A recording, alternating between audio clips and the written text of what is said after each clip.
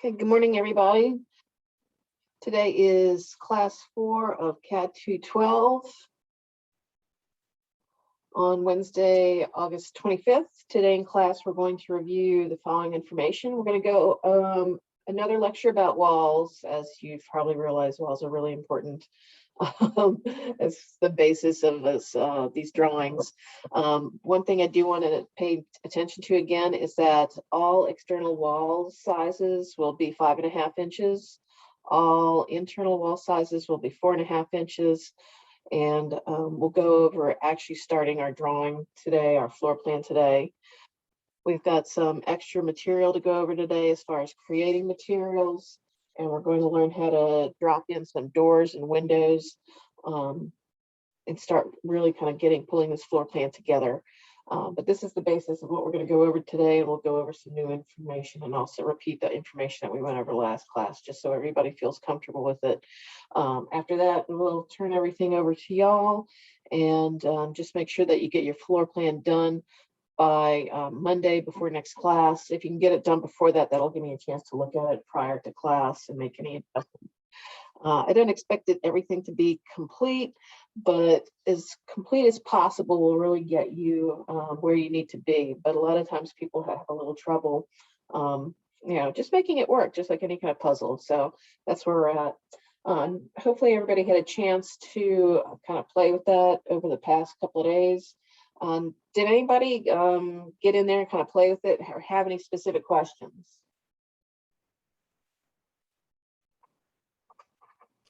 Yeah, I have a question. Okay. When I build my external walls and internal walls, the external walls are taller, and I don't know how to go back and make them a certain height. I don't see where you go in and change the height of the walls. Okay, I can show you that, but you can just leave them. Don't worry about the height right now. And we'll learn how to adapt that later on. There's several different ways that you can do something. There's usually always more than one way to do stuff with Revit. So don't worry about the height for now. Also, if you could kind of recap them on the constraints. Yes, definitely, we'll do that. All right, so we're going to kind of jump into the beginning part of a lecture, beginning part of how to get into Revit and kind of like backtrack a little bit, just so everybody's on the same page. So as we went over the graphic user interface, we kind of went over that and real fast. But when you open Revit itself, you'll notice you'll come to a page that kind of looks like this. So how we want to open a new project in Revit is we want to go to New. And you're going to notice this new window that pops up. So if we drop down here, you'll notice there's a few different types of templates. Templates are set just to kind of give us those predetermined information that we want on each one. And there's all these templates that we have. We should have a construction, architectural, structural, mechanical, that corresponds with the different disciplines when you create a set of drawings. The most important thing to remember is when you open up a new project, you always want to change this to an architectural template. Now, it was okay when you were playing with everything to have everything kind of move around and stuff, but we want to make sure that we open an architectural template all the time, and we always want to make sure that that's set to a project. This will adjust the template. This will open a project for you. So I'll go ahead and hit OK. And we'll come back to the usual screen. The reason, the way to know the difference between the two is take a look at the project browser here. This is our standard project browser for an architectural template. If I wanted to open up another file, say if I just opened up this construction template, notice how my project browser changes. I've got all these other additional settings on here, existing, demo, substructure. This will drive you crazy for a construction template. So make sure that whenever you open a new Revit template, that you're doing it in architecture, and it's a more simple pared down project browser, and it'll make it easier for you to navigate through. Yes, you can go back and change this, but don't make it difficult on yourself. Just everybody start with the architectural template. So once we have the architectural template up, remember the first thing we want to do is create our walls. Now our walls are going to be, our external walls, remember, are 5.5 inches. So we'll go ahead and just start creating our walls again. We'll jump into walls. In our properties, that's going to default to a basic wall, generic 8-inch in our type selector. So in our type selector, we can leave that as is. And the first step there is to go into edit type.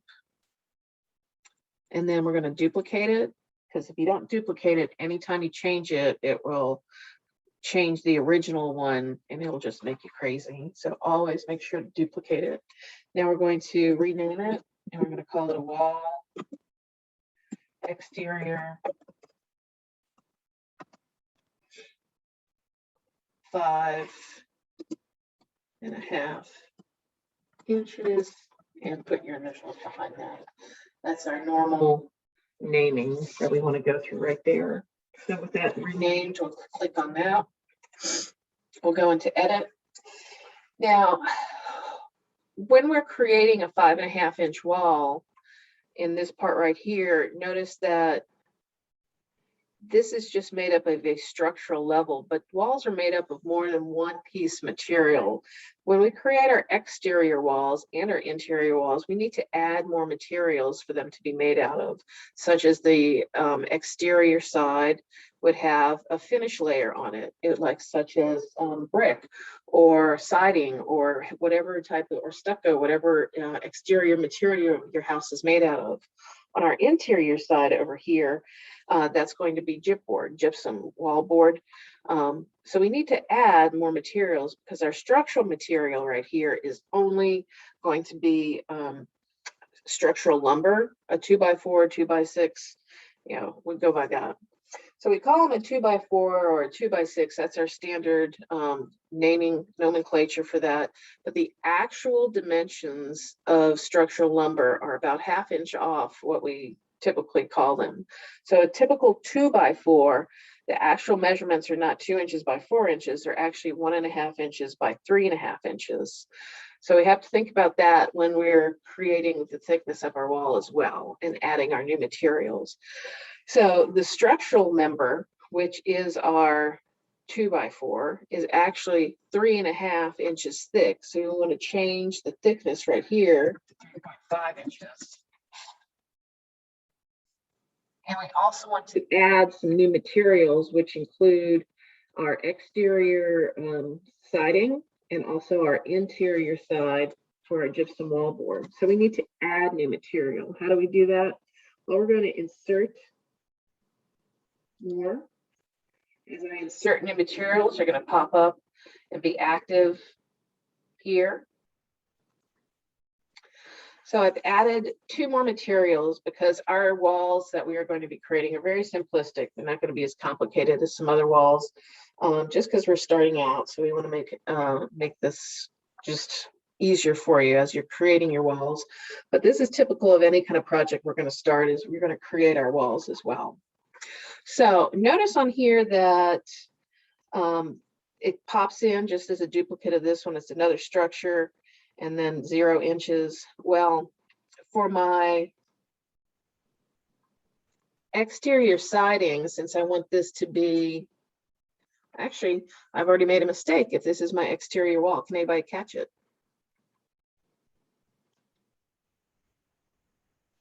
If my exterior wall is supposed to be 5.5 inches, I've made this too small. I have to use a, we're going to use 4.5 inches here. And that way, when I put a 1/2 inch siding on the outside and a 1/2 inch of gypboard on the inside, that's going to come up to my full dimensions of 5.5 inches. So, yeah. Just change that to 4.5 inches and that'll work. You can keep that as structure. So for this measurement here, I'm going to change this to 1/2 inch. I'll change this to 1/2 inch. And it's still kind of a mess. Think of this as a layer cake. So I'm going to move some of these out. The only thing that belongs within the core boundary itself is the structural material. So I need to move this material outside the core boundary to the exterior side. So I'm going to make it active again. When that's active, I can come down here to these buttons and move that up outside the core boundary. I'm going to pick this other 1/2 inch piece of material, make it active, and move it down outside the core boundary. So next thing I want to do is change the function of this exterior side.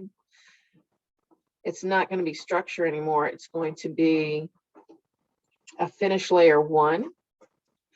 Finish layer 1 is always on the exterior side. As long as it's facing out, you can use a finish layer 1. If it's facing inside the property, inside the building, you always want to use finish layer 2. This gets a little confusing when we start creating interior wall spaces, because even though it says exterior side over here, we're still going to use a finish layer 2 to create that interior material. Everybody with me? Yeah. Okay, cool. All right, so after we change the size, we change the location of where these different materials are going to go. Let me bump this out for a little bit. So here's what we're really creating. This is like a top-down, a plan view of what that material looks like. Here it looks more like a wall, so you can get an idea. This is the interior side, so that's why it's highlighted. If I click on this one, I can see the core boundary. The structure material is highlighted. And then if we go to the finish layer, that exterior one is highlighted. And as you change that, you'll see that it'll change. This just changes to 5 inches to see what happens. So you see that fluctuates. This is always good to have open as you create this, just to make sure that you're not creating something that's too thick. That's probably one of the biggest things I've seen on here is people forget to use the inches, and then we've got, like, you know, very, very thick walls. So it's good to have this open, and that's just that preview. Can I ask a quick question? Yep. So, when I was messing around in this in Revit, I just started creating my floor plan. It was easier to mess around with that. Is it possible to edit the walls to do what we've just done after the fact? Yes. Yeah. Okay. Yeah. I'll get to that in a second. I'll finish this part, and then we'll jump back to that. Don't let me forget before the end of the lecture, though. But yes, you can do that. Thank you. Yep. All right. So we've changed the thickness of the walls. We've changed the function of the walls. The next thing we have to do is go in and create materials. Honestly, this is where Revit gets a little fun, and we can start creating our materials. So let's just go ahead and jump into that so you can see how that works, and we'll go into a little bit more about how to create materials. So we can start creating materials from inside our wall spaces. So we'll go ahead and jump into their exterior. No, let's do finish layer 2. Let's do our interior side, because that's going to be gypboard. So we just click on that. Notice the little buttons pop up. We're going to click on there, and it's going to open up to something that looks like this. This is our materials browser. This is where we can really kind of personalize stuff. There's 2 things that we need to pay attention to on here. When it defaults to this screen, how it says use render appearance, we always want to click this button. So we always want to make sure it's going to use the rendering appearance. The graphics kind of correspond with the consistent color views in your visual styles, which is down here. The appearance, this is going to correspond with how it's rendered in the real world. Now notice it's going to default to this acoustic ceiling tile. If we don't change from this acoustic ceiling tile, it's going to drive you crazy. So since we want to start with our gypsum wall boards, we're going to, this is already preloaded. Now there's a ton of materials. Some stuff's already preloaded, some stuff isn't, but we do know that gypsum wallboard is preloaded. So I want to click down here and make sure that is on gypsum wallboard and not the acoustical ceiling tile. So with this active, I'm going to change this back to use render appearance. So just make sure you always click on that, and then we're going to go click OK. And then it'll pop us back to this page, and notice that this is now our gypsum wallboard material. It changed the material here a little bit, so you can see that it's like flex. on here. Next thing we're going to do is change our structural material. So we're going to do the same thing, jump into this category here. On here, we're just going to use softwood lumber. Would you use softwood to technically build either structural members? No, we would not use softwood, but we don't want to use this wood stain. This is just what we're going to be using for this particular project. We're just going to use softwood lumber for our structural material. And notice when I clicked on that to create that and make that active, this color changed here, and that's why I want to use render appearance here as well. And we'll hit OK. And that's changed that to softwood lumber. And then the last category we'll want to change is our exterior side. Notice how that material has changed to the color of the softwood lumber that we did. So just to start with, I'm just going to show you to create like a brick finish. Say this is actually not going to be structural brick because obviously it's a 1/2 inch thick, so it'll be like a brick finish. But I just like to use brick to start with, just to keep everybody on the same page. So we're going to change this exterior piece right here, the part that's facing out, to brick. We'll use brick common, and I'm going to use render appearance as well. If I click over here, this is what it's going to look like when it's actually rendered. This is what it looks like, this dark red color when we're doing consistent color. So when we've got that change, we'll go ahead and hit OK. And if we cycle through these other ones again, you'll notice that this changed to a red color. So that's the basis of how to create our walls. So once again, just to recap, you're going to change the thickness of the wall. You're going to add new materials when you get in here. And you'll be given the type of the information to create that, especially on your midterm exams and your final exams. So you're going to add the new materials. You're going to change the thicknesses of them. You're going to change the function, and then you're going to go in and change the material in that order. Let's hit OK. I'll hit OK all the way out of there. And another thing to look at when we're starting to draw walls is, remember, our options bar has become active because we now have this green area that's locating our options bar. So within that area, it's going to show us that we can change which way our walls are going to draw. If they're going to draw depth, which is down, or height, which is up.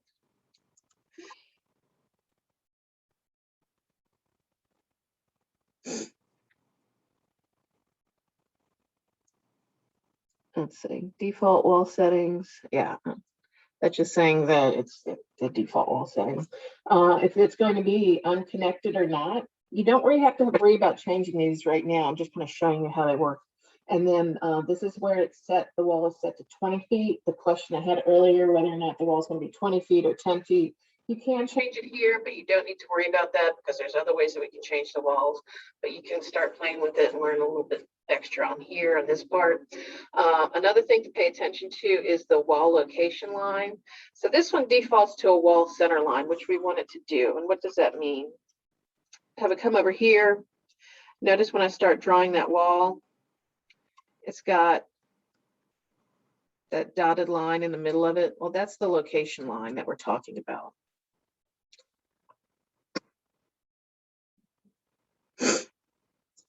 We can change that location line, and I would only do this when it's like more advanced, to like a finish interior or a finish face interior. So depending on which ones we use, let's do finish face exterior. When we start laying that out, that's where your location line is going to be. You can see it's on that exterior wall now.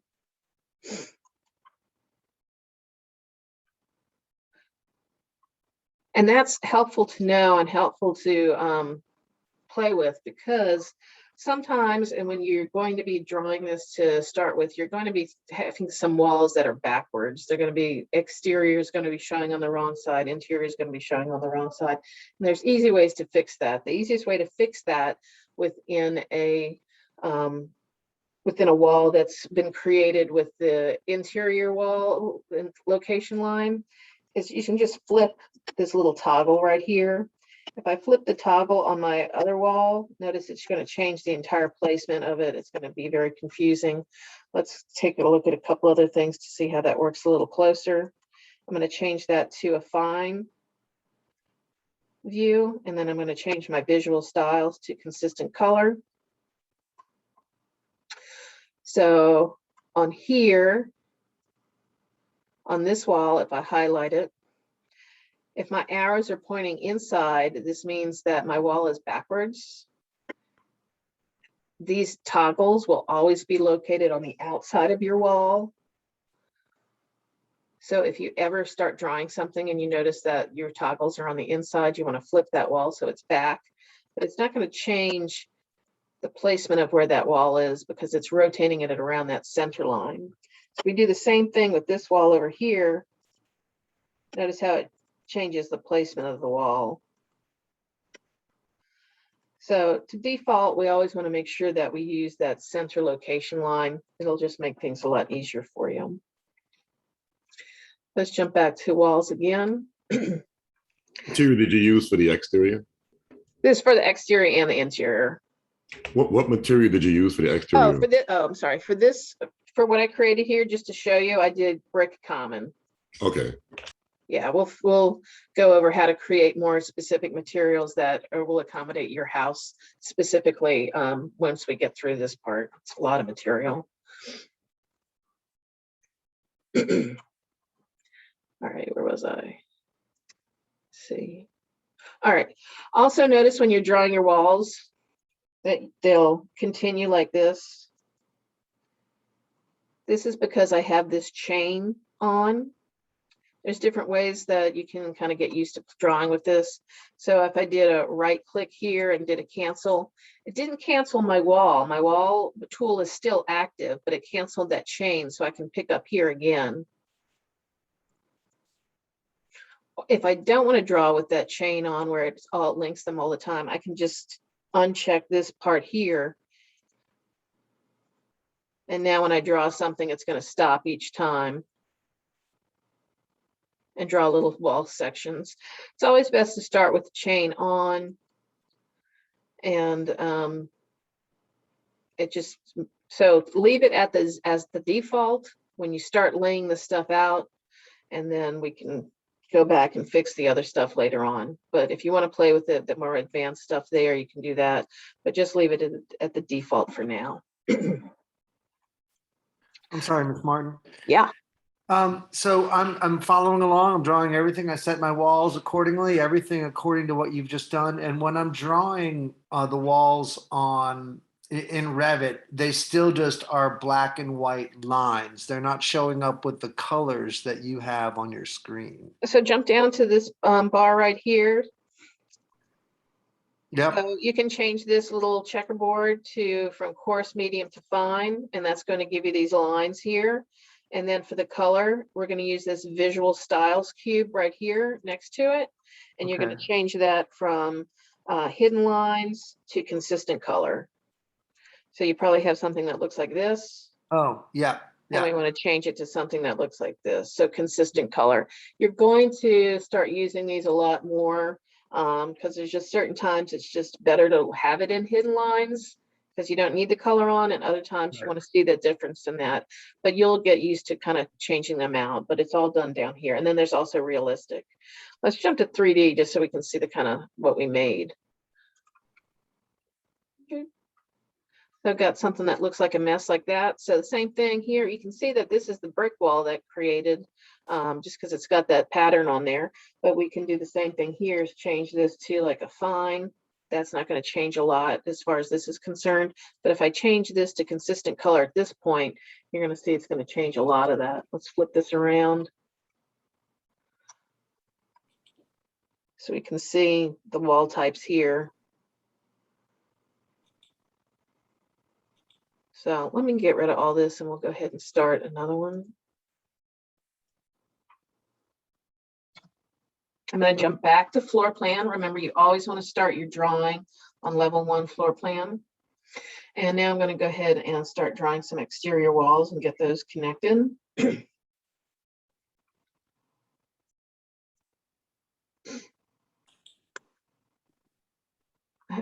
That wall looks strange to me. I'm gonna jump into this wall and take a look at it.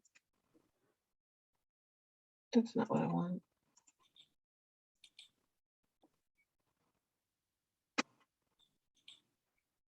No, it is correct. It just looked a little thick, but it is 5.5 inches. Okay. So even though I just kind of finished that line there, I can go back and start drawing from that one as well. Notice how I'm drawing in a clockwise direction, which is always going to put my exterior wall on the outside. If I draw it like that.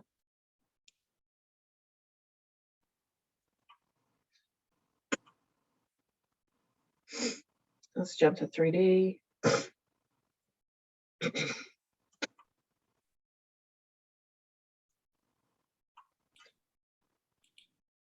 We have something that looks like that. A lot of times what will happen is one of these walls will be inside out from when you start creating it. So it'll look something like this. I'm using the wrong wall type. That's what I'm doing. Let's delete that. I'm going to go back to my wall. I want to make sure that this is definitely in wall center line. Chains on. Okay, now we're good.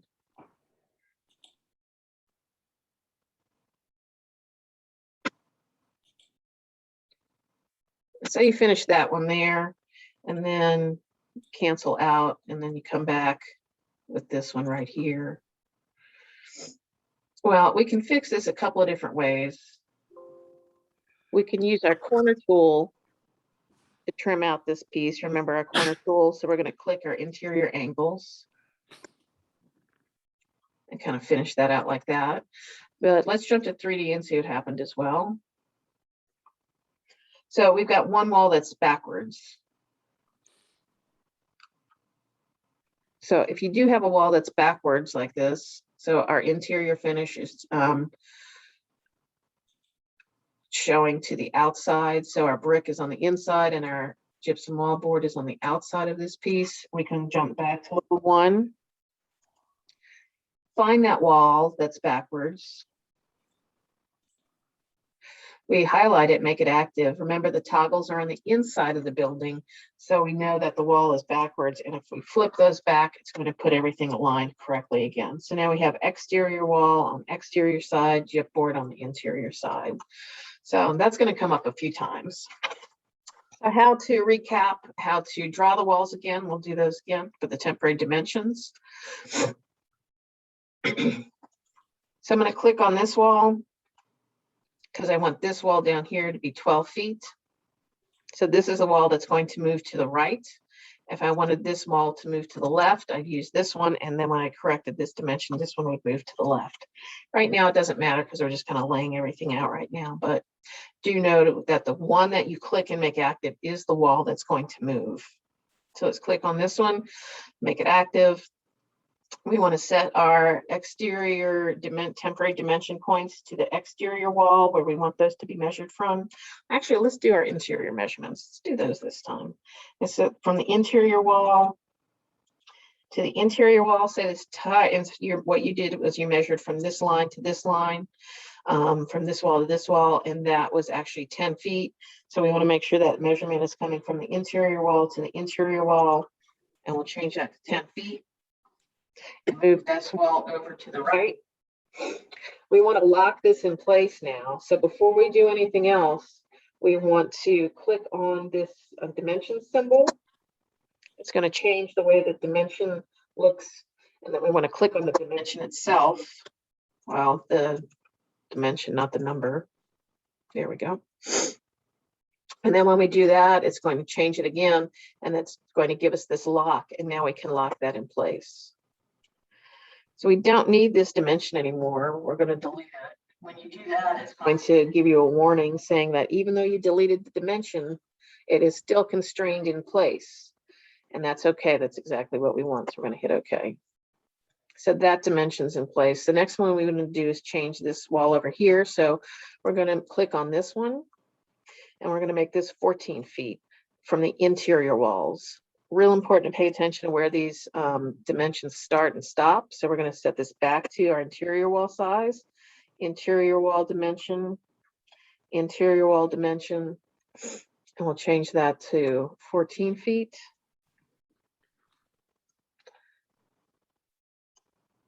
So now we have our dimensions how we want them to look. Here, we're going to go ahead and lock this one in place again. So we're going to click on the dimension symbol, click on the dimension itself, and turn on the lock. Now we can delete this. It's going to give us that same warning. And we're going to hit OK because we don't need that. But now when we try and move this stuff, it is locked in place.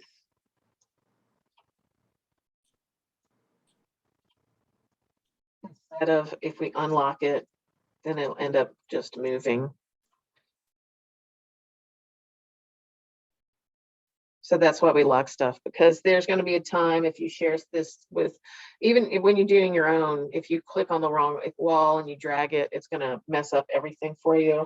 Or if you're sharing this project with somebody else, if you're doing a group project and somebody moves one of your walls without it being constrained, it's going to throw off everything. And then, you know, so it's good to get in the practice of at least locking your exterior walls as you're laying things out. And the more you start playing with Revit, the more you'll start using the constraints and stuff. It does get a little frustrating to start, but you'll get the hang of it. And I definitely recommend using constraints for our walls when we start laying those out. Let me go back and fix this wall and change that to 10 feet. I'm going to lock it again. So I'm going to click on this temporary dimension, click on the dimension itself, and now lock it. And I'm going to turn this, delete this. And we're back to where we were. And then I have my nice little small room that I started. And the next thing I'm going to do is create my interior walls. So we'll jump back to Architecture tab, Build Panel Wall Tool. Notice it always defaults to the last wall you use. Don't duplicate this wall. Always start with the generic. I go over this a lot. I know I keep repeating myself, but it will make your life easier. Once we start with the generic, we want to go back to Edit Type. We're going to duplicate. We're going to create wall, interior, 4.5 inches, and your initials. We're going to go into edit here, and we're going to do the same thing. We're going to create a 4.5-inch wall made out of gyp board, softwood lumber, and gyp board. So we need to insert 2 more pieces of material. I'm going to move this piece outside the core boundary. I'm going to move this piece down outside the core boundary. The only thing within the core boundary is our structural material, which we are going to change to 3.5 inches.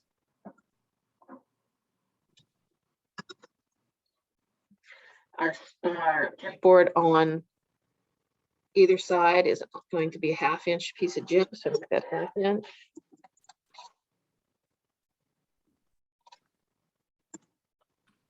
And that changes our wall total thickness to 4.5 inches. So let's verify up here, it's 4.5 inches.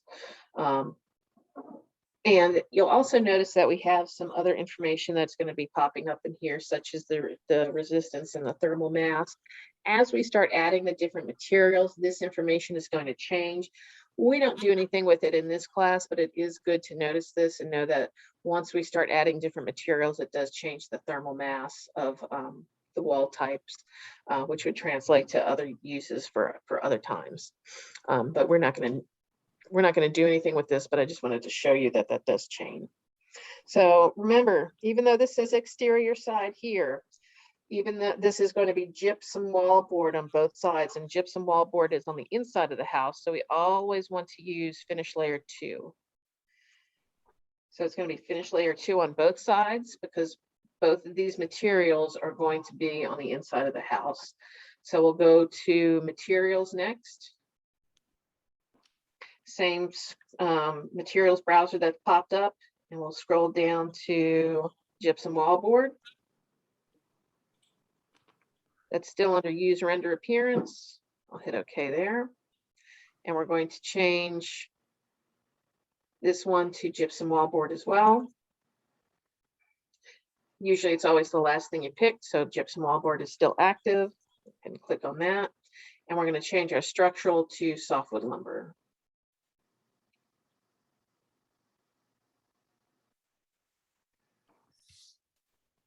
I'm sorry, how do you get to that little pop-up window again? You click on here, and then it's going to show you this little box right. with 3 dots in it, and then you just click on that box, and it's going to pop up to this. Cool, thanks. Yeah, no worries. And we picked softwood lumber, so we'll hit OK. Let's go ahead and just open a preview, see what happens. So we'll go in here. Here's our plan view and our side view. So it's plan view. Just kind of. And then we'll hit OK. OK.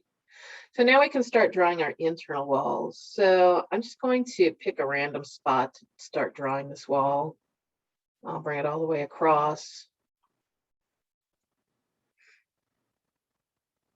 And, you know, sometimes the color, I don't like having the color on while I'm drawing my floor plan. So I'm going to turn it back to hidden lines. And since I need the placement of this wall to be in a certain spot, I'm going to click on that one, make it active. And I need to change my dimensions, my dimension locations to internal wall to internal wall. So right now it's set to a 4-foot internal sizing. So I want to change this to 5 feet.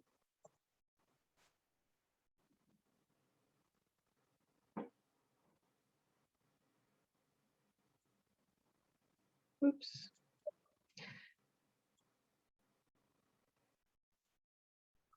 Let's go ahead and click on that dimension, click on the dimension line, and we can lock that into place.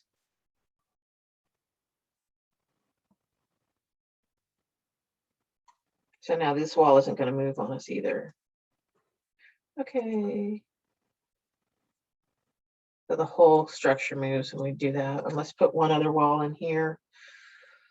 So my wall tool is still active. Oops. Make sure it's the wall interior. Let me just restart that. And let's just draw one right down here and just change it from there. So notice that location line is going to show up. If you start drawing out here, it's going to intersect. But when you start drawing here, it's going to pick up that location line. And the walls just kind of segue together, which is really nice. So let's just draw this across here.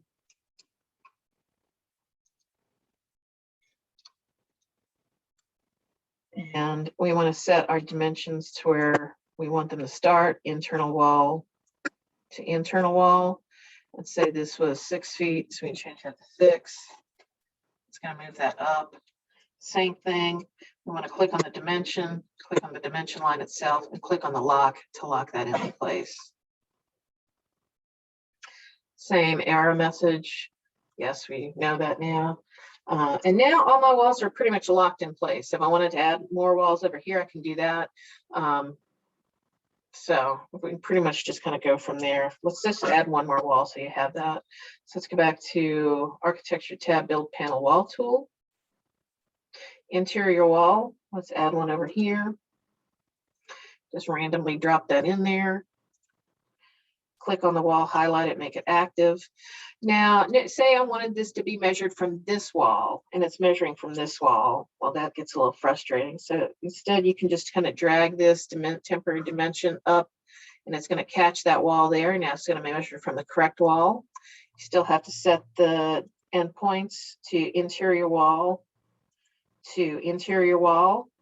But now it's measuring from the correct area, so you can move the location of those, and let's just change that to 4 feet. Same thing, click on the dimension symbol, click on here, and then click on the lock and lock it in place, and then delete it. All right, so that's kind of the beginning of our floor plan. Let's jump to 3D, see what we're looking at. I always jump back and forth between first floor plan, level 1, and 3D, just because I like to see the difference. It just gives you another perspective to make sure you have everything drawing in the right place. All right, so this is what we have so far. 20-foot walls, looks really weird or anything, but we'll move on from there.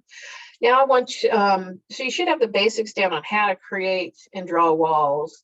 The next thing we want to do is start dropping in our windows and doors, and it's done similar to walls. It's actually easier, but you're still going to use temporary dimensions to set those walls and windows in place. So let's jump back to level 1. Remember, we always want to put our draw in level 1. Sometimes we'll get a little advanced and we'll draw in 3D, but anytime you put in doors, windows, or walls, you want to be in level 1.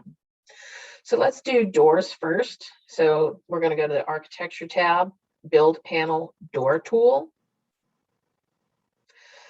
Notice in our type selector how it's going to default to a single flush door at this measurement. If we do a drop down here, notice it's just loaded the single flush door with these particular measurements in it. So you can only use this one door for now, and then you can pick your different measurements. So just to start, let's just use this single flush door at 36. So when we bring that over, you'll notice that we have like this little symbol right here that we can't do anything with. Well, wall, doors, and windows always have to be associated with the wall. I can't put a door here and not have it associated with anything. So whenever you're drawing your walls, never leave a gap for the windows and doors. We just need to know where that measurement is placed. You always want to just have these walls that cover the windows and doors, because when we come back, the wall has to be attached to the door has to be attached to a wall, and it's always going to just drop like this. So once you touch that symbol to the wall, you're going to be able to attach your door, and there's different ways it's going to come in. Notice how it's flip-flopping around when I do that, but that's okay. Let's just drop it. Let's just drop it here and see what happens. So there's different ways that we can change the dimension location for this door. Notice this is set to the center line. What we did when we created our door, is that we had this set to our interior wall, our interior opening. So just like we moved the toggles on the last one, you can move the toggles on this one. And we're going to set this to interior wall line, and then to the door opening itself. And this is typically 6 inches from the wall. So we'll set that to 6 inches. And that's going to lock in place. We can do the same thing with this door as we did with the walls. And we can lock that. And we'll lock that in place. We don't need this anymore. But say this door is facing the wrong way. We can use these toggles to now flip this door around, and the door's active. I can see that it is locked in place. I don't have to worry about moving the dimensions, but I can flip this around. So the door opening now faces the way I want it to.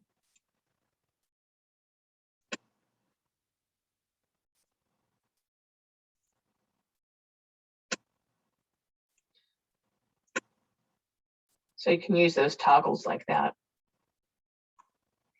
Let's drop in one more door over here. This time when we do that, we're going to change up the doors a little bit. And how do we do that? We go to our door tool. Remember, the only door that is currently loaded within your model is a single flush door. Well, sometimes we want something a little different. So we want to go to Load Family. Here's where things get a little bit more fun. We go to Load Family. You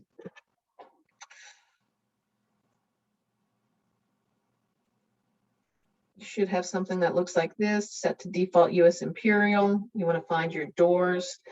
A lot of times when this gets loaded in, you just start working on this from the downloaded version from Autodesk. You can't find these. If you can't find them, let me know so we can find the path. But you should be set to US Imperial, and then you should be able to pick doors. When we pick doors, you're going to have all these new fun doors to look at. There's these defaulted ones that are right here. So let's just click on it once. Don't open it. Like this is a regular door opening. So that's not going to be a door, but it'll give you this door opening, this cutout door opening.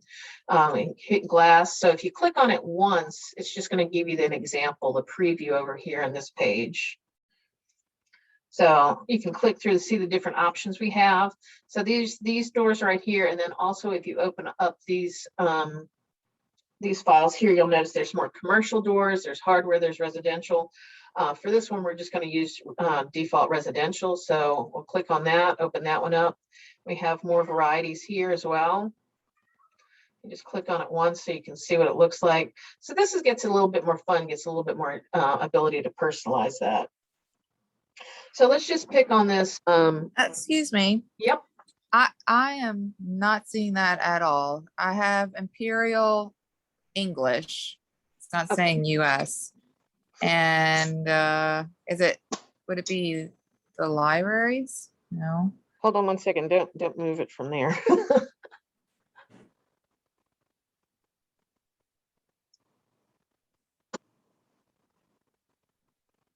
All right, so we go to load family. I'm going to do my drop down up here. And you should have something that looks like this. Take a look at this path and compare it to the path that you have up now. Yeah, I have the desktop, this PC, local disk, Autodesk, libraries, English Imperial. Yep. Is it say English Imperial or US Imperial? It says English Imperial. So click on that again and it should go back to an option from here where you have US Imperial. Click on what again? The one above it. Sorry, let me click on that. How it says libraries. Okay, click on libraries. Okay. What are your And then, options there? there's like a ton. Can you find a US Imperial there? See US. I see English. Just English. And there's traditional Chinese, Spanish, Russian, Polish. Yeah. English, Interesting. English Imperial. Yeah.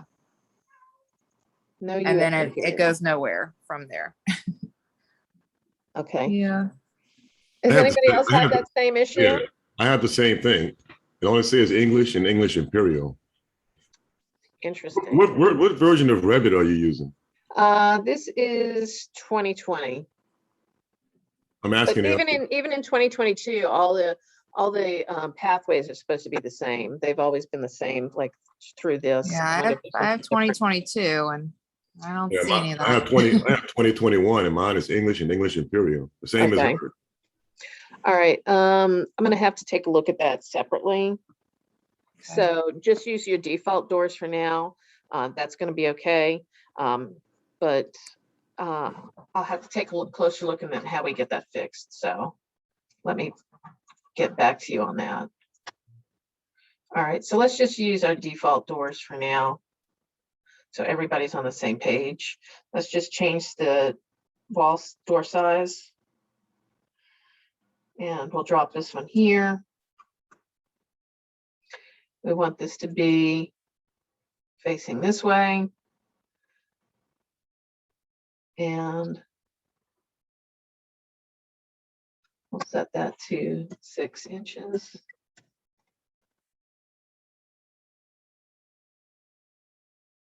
So the same thing is going to happen for your windows.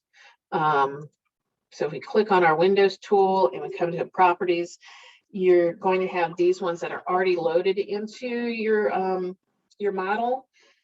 We should be able to go to family and load a variety of different types of windows, and I will find out what's going on with that with y'all's before next class, and we can get that fixed. But for now, we can just use these other windows. One thing that's nice about this is even though we have our door and our windows in place, we can swap out the different windows later on to the window that you want. So if, say we're just going to use this 24/72 window and we're going to drop it over here.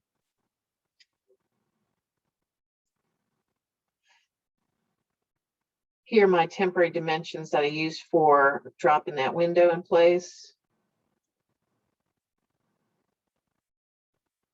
We set those temporary dimensions where we need them to be.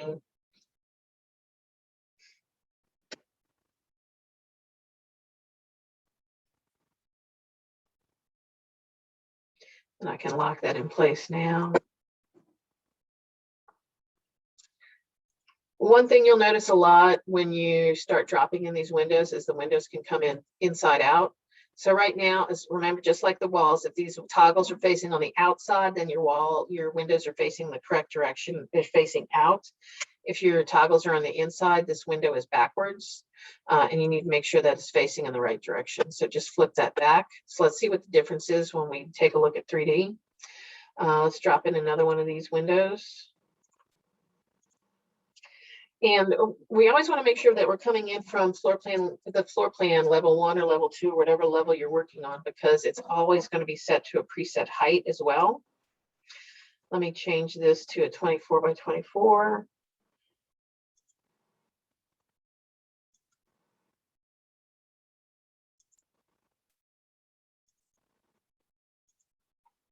That's 2 feet. Nope, that's not 2 inches.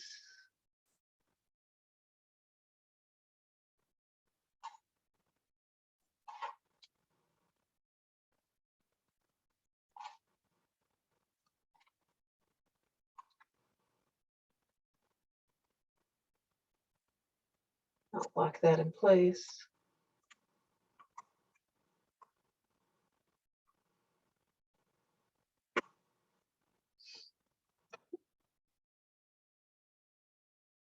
And now let's jump to 3D and see what everything looks like.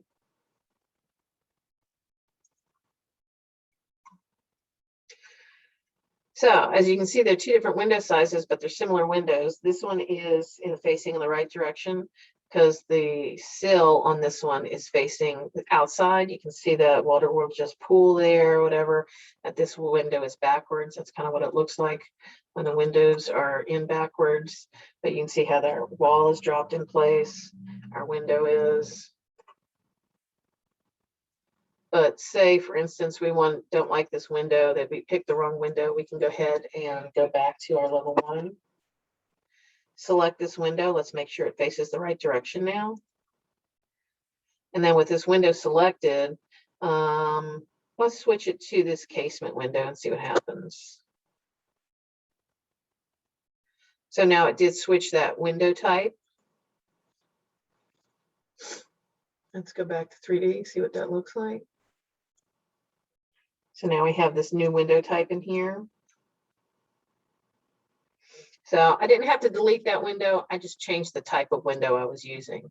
Same thing would happen with doors. In this window right here, let's go back to level 1 and swap this window out.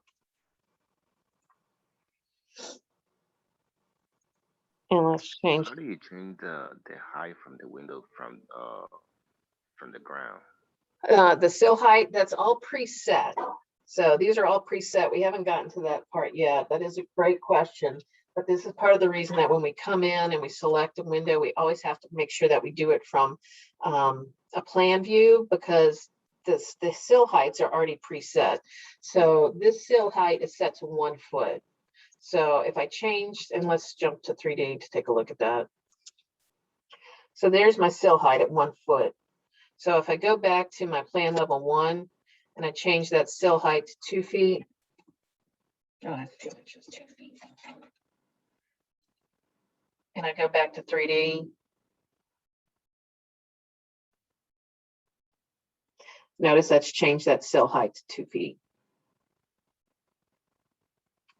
It's like if we grab this window's sill height is defaulted to 3 feet. We can change this one as well, and it would adjust the height of it. But yeah, when we get to that part, and for your windows, when you drop your windows in, you can adjust the sill height from here. And a lot of stuff in Revit is driven by the constraints and the levels and the offsets, and that'll start making sense the more you start playing with it. So. Quick question on if you've locked that distance from, if you're on the floor plan view, like level 1 view, and on that second window, that double pane window, if I want to move that now, obviously to get out of the way of the door opening, because I didn't factor that in, how do I get those dimensions up on screen? How do I move that? Great question. Great question. And that's where we get a little bit confused with Revit. It starts to drive us crazy a little bit, because notice now the exact thing that you want to do, I can't do that. So now now it's not giving me those temporary dimensions again when I start Right. clicking on those. But here, if I click on this wall, it's going to give me this temporary dimension here at this time. So it gets a little confusing about which way you want to do it. Now I can move this one back to the spot I want it to, but it's not giving me a direct, if I click on the window, it's not giving me a correct measurement. It's not letting me have a temporary dimension. So I have to click on this wall again and move my dimensions where I want it to be. So it gets a little confusing when we start laying things out like that. So it's where do I have to click to make it move? Could I just delete the window and then insert a new window and put it where I want it? That is the best way to do it. So it will take you longer to unconstrain things sometimes. Sometimes it's better just to delete it and drop in a new one. It's much quicker. So this will all start to make sense the more you do it. Okay, cool. Yeah. Yeah. Sometimes, it's easy just to like swap something out and we're done and we're good. Other times, if it's constrained too much, it's just easier to delete it and start over. So, but that was a really good question, because that does come up a lot. People get frustrated not being able to move something, and it's just because we've got to click on the correct thing in order to make it go to the right measurement. So a lot of times just delete it and put it where you want it to go. All right, let's see, where was I? Let's go to 3D, just take a look at that again. So here we have our 3D. I'm not going to go over materials today, how to create new materials. We can do that on another lecture because it is a long one as well, and we've kind of gone over a lot today. Let's recap real quick what we need to do for our floor plan for Monday. So first thing we want to do is come in here and we're going to create external walls that are 5.5 inches, exactly like I showed you how to do it before, and the same thing with internal walls. So create those walls exactly like you had. Create those as brick walls, because when we come back next class, we'll create new materials and we don't need to create a new wall. We can just swap out that material to see what it looks like. So just everybody start with brick walls at these dimensions. And then as we learn how to create materials to make them look more like the material, external material on your house, we can tweak it from there. Then you should also add your doors and windows as much as possible. So pretty much a big learning curve between now and Monday for you to get this done. So I would just go ahead and recommend that you start jumping into this, start laying out your floor plan as needed, and always make sure that you double check those dimensions and make sure those dimensions are falling in the right spot. Some people get this done the first time. Other times people need to do it a couple of times just to make sure that the dimensions are right. That's why I give you so much time to make sure that you get your floor plan done, because this is pretty much sets the stage for the rest of the model as we go forward. So do take your time. If you've got questions about something, shoot me a text and I'll get back to you as soon as I can, and kind of walk you through it from there. But we'll go ahead and open the floor to any questions that we have. But besides that, I'm just gonna they'll finish our lecture for today, because that was a lot of material again. Can you go back to Revit for me? There's a toolbar I'm missing. Quick access toolbar. Does it look like this, your screen?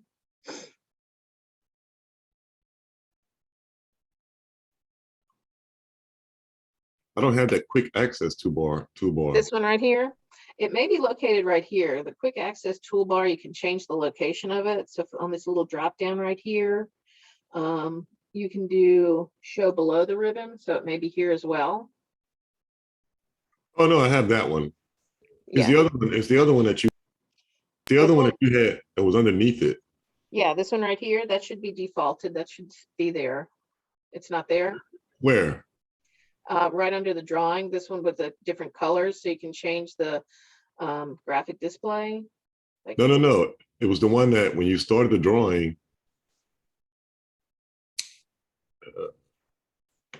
This one? Modify place wall level 1, that right there. What is that? You have to have the tool active in order for it to show. So I'm not using that tool now, so it's not there. So when I click on wall, it's going to give me these options. This is the options bar, and it's not always visible. So main thing to worry about with the options bar is we want to make sure that the chain is on and that the location line is set to wall center line. And then you can just leave this default at 20 foot. Really, you don't have to worry about the height of the walls right now. We're going to learn how to manipulate those without changing that. And there's a few different ways that we can do that. So this is, we will start doing stuff from here a little later on, but for now, just make sure this is just left at the default. But yeah, this is the options bar and it doesn't show up all the time, only when you have a tool active. So if we click on doors, notice there's no options for us to change the doors. So there's nothing available in our options bar for doors. And then same thing for windows. So it depends on what tool you're using, whether or not something will show up in the options bar. Okay, I got it. I see it. Okay, Thank you. good. Yeah, no worries. All right, any other questions, y'all? The dimensions for this wall are gonna be the same like we did on the hand, right? I'm sorry. The dimensions for this assignment is gonna be the same one like we did on the hand, right? Yes, yes. You're going to use your floor plan that you drew. And I did make a couple of notes on some people's floor plans. They looked really good, y'all, but it looked like some people were missing dimensions on those. So as like, for instance, some people had just the dimensions for here to here, but did not have the dimensions from, hold on one second. But did not have a dimension from the wall to the window opening. And I tried to make notes on those that looked like they were missing them. But this is also part of the reason that we use your house as the first measure, first project, because as you start laying this out while you're at home in Revit, you'll notice like, oh man, I didn't catch that dimension, and you can go back and measure that dimension at that time when you find it. But it did look like some people had some missing dimensions, but overall those floor plans looked really good. So yeah, you're going to use that floor plan as a basis for creating your hand-drawn floor plan to create the Revit based floor plan now. Any other questions, y'all? No. Is there a reason why I have such a heavy line around my walls? Okay, another good question. Okay, so on our quick access toolbar, notice if we jump up here to where it says thin lines, thick lines, this tool right here is going to change that. Notice it should probably be toggling back and forth like this. Is this a difference? Wait, what'd you say? Do it again? Yeah, so under our quick access toolbar, this little tool right here, it's going to change from thin lines to thick lines. I'm guessing this is the difference that you're looking at right now, is that if we click on that, notice how these walls are really thin. If I click on this again, they get a little thicker. Is that what it's showing? Okay, I see. All right. That helps. Works. Cool. Yeah, so this tool right here, there's a lot of tools I haven't had a chance to go over with you, but I'm giving you a lot of information already. So we'll start giving this out in drips and drabs and get you caught up with everything. That's why it's so important to be here for the beginning lectures, just because we go over so much information. Any other questions, y'all? Yeah, I'm sorry. Can we go back and can you tell me how to edit those walls again once they've already been, once I've already put them in? Oh yeah. So Edit the wall build. yes. So if this wall's in place right here, and I just put this wall, I can Yep. just like swapping out the other stuff, I can swap out my walls. So if I want to change this wall to this wall right here, it's just going to change that to that new wall type. So all I Okay. did was highlight that wall, make it active, and I just swapped it out for something else. So let's make it a brick wall now. So now it's that brick wall. We'll go 3D in color and see what that looks like. So you change that to the brick wall. So what I would suggest for those walls that you've already done, start and create brand new walls. Go in, don't worry about the walls that you have here. Just go ahead and go back to floor plan level 1. Yep. Go back to your wall tool, create the walls exactly as I showed you. That way, when you come over here and you do this drop down, you're going to have your walls loaded in here. And now when you go back, you're going to select that exterior wall and you're just going to swap it out to the new wall that you created. I see. Okay. Cool. Thank you. So you can use the, leave it as you have and just swap out the wall types. Got it. Cool. Any other questions, y'all? Did you take attendance today? I did. Who's this?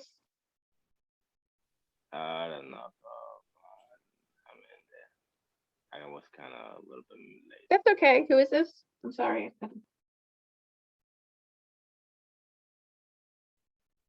Yeah, it should show that you're marked in attendance on the attendance screen. If you ever pop in late and I don't get a chance to update that, just shoot me a text and I can get that updated for you. Okay, thank you. All right, cool. Any other questions, y'all? Oh, yeah, I'm sorry. Last one. Yeah, no worries. So I couldn't find my windows in there. So I have all these windows in the back of the house that are 33 inches wide. And then some in the front of the house that are in a bay window are 32 inches. I think that was in the list, 32 by 72 or whatever it was. But I didn't see my 33-inch wide. Now, with our Revit windows, with any kind of windows or any kind of like more, Revit only has a certain amount of window measurements that are being imported into Revit, into our Revit model. These are the ones that are already preloaded.